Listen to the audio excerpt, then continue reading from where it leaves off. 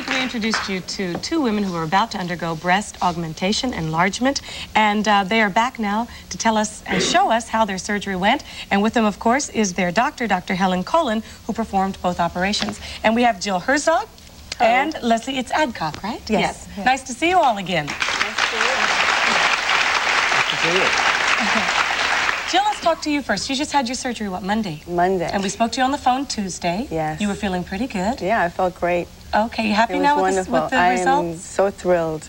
Everybody was very supportive. Everybody was really pulling for me and happy that I was happy about doing it. And the surgery just was great. Dr. Colen was very meticulous, very careful on everything that she did, and I can't believe the results. Well, let's look, okay? We're going to see a picture wait a minute. This was Jill before her operation, and you were self-conscious about it. You wanted to be more fashionable. You wanted to wear off-the-shoulder clothing. I also wanted to be more in proportion. Yes, to your hips. That's right, I remember. And now let's see your breasts after the surgery. That's My boy... Yeah, see the difference. My boyfriend's in the audience. He's laughing now watching these pictures. He's laughing? Well, where is he? Let's talk to him. Why are you laughing? It's the up-and-coming thing, you know? Everybody's a comedian. Frank watching the pictures of my girlfriend. Are you happy she had the surgery? Well, I'm happy for her, yeah. It was important to her, not to you. It was very important to her, I think, yeah. It was her decision. He's happy either way. He's just happy that that's something that I wanted to do. To him, it didn't make a difference. He loved you anyway. Right. He doesn't like to admit it, though. What's his name? His name is Dennis Bernardis, and those are his two nephews with him. The nephews too, huh? The whole family. I tell you, you all are brave. You really are. Okay, Leslie. Yes. Leslie, you had 4 children. Yes. So you wanted not only to... at one point, you had also had your breasts reduced, I thought, no? No, I had an uplift done with implants. Okay, it was the other lady that was originally supposed to be with us. That's right. So you had them enlarged and also lifted. And lifted, right. Okay, well, how did the surgery go for you? It went terrific. I was operated on Thursday, and I was out of the hospital on Friday and back to work. And you recuperated a little bit over the weekend? Was there any tenderness? A little bit of discomfort for a lot of satisfaction. Very positive. We talked to you on Monday, I think, and you were just fine. Yes, I was very good. Jill did say that she was in pain yesterday, but you had no trouble at all. Sore. Right. So what did you do? Just take aspirin for it, or? Yeah, a little Tylenol. Tylenol. Is that aspirin? No, you cannot take aspirin because it's bleeding. You have to take Tylenol. Oh, okay. Glad you said that. Don't do it after your breast augmentation. You should not take aspirin before surgery, any surgery, and you should not take aspirin after any surgery. Okay, now Leslie, you were a little embarrassed about showing your own breasts, so we're going to show a picture of what your breasts were basically like before. This is somebody else's. Will remain nameless. Okay, so you'd had 4 children, you'd breastfed, they were just a little on the saggy side. I have lost a lot of weight over the years. Okay, and this is what happened to Leslie. Yeah. Big difference. It's a big It's even difference, better than that. It's even better than that? Yeah, much better. Well, you should have shown your own. Much better. If you're that proud, Leslie. Okay, Dr. Colen, what should a woman know ahead of time? I know you do a psychological profile on them before. Every patient comes in has to know what they want first. They have to understand their limitation, whether they need an uplift or just a plain augmentation or implants inserted. As I said last time, I use a saline implant. You have that, maybe you can just show that. Which is a bag, an empty bag where I inject saline water. Why don't you lift that up, Dr. Colen, if you can? It's an empty bag, and I inject saline to adjust the size of the breast. Sometimes one breast is smaller than the other. Yes, so that's common, isn't it? That's right. So I can adjust the size. That was the case with Jill. Now, in case like Jill's, I inserted from under the arm. So her scar is under the arm, and on the picture you show, I guess you saw a little Band-Aid. Yes. How big is the scar? About an inch?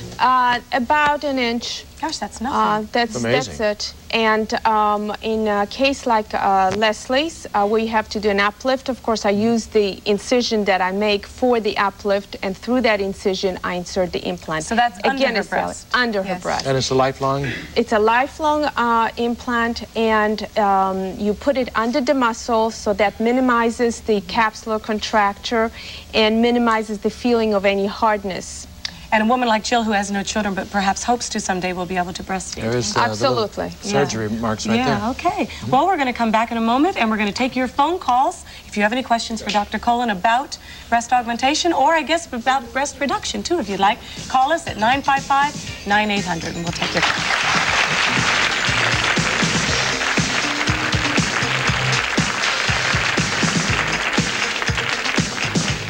Talking with three women about breast augmentation, two women who've had the surgery and their doctor, and we're going to go to the audience because a lot of women are concerned about the dangers, and so we'll take some questions from the audience.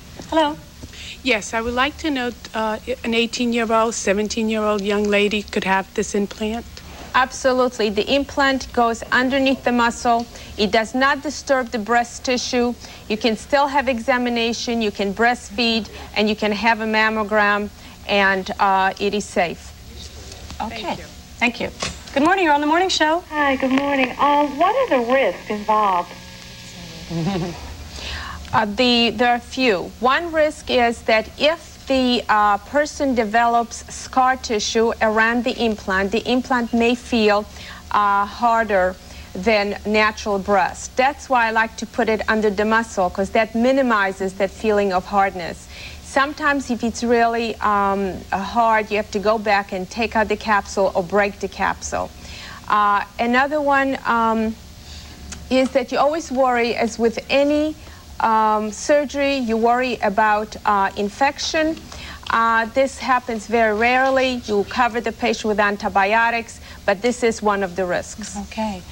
Another risk for one of our ladies here was that she was basically fired from her job for coming on this show and talking about her surgery. I think that says a lot still about the stigma of this sort of cosmetic surgery. I don't think they can do Leslie, that. we're really sorry about that.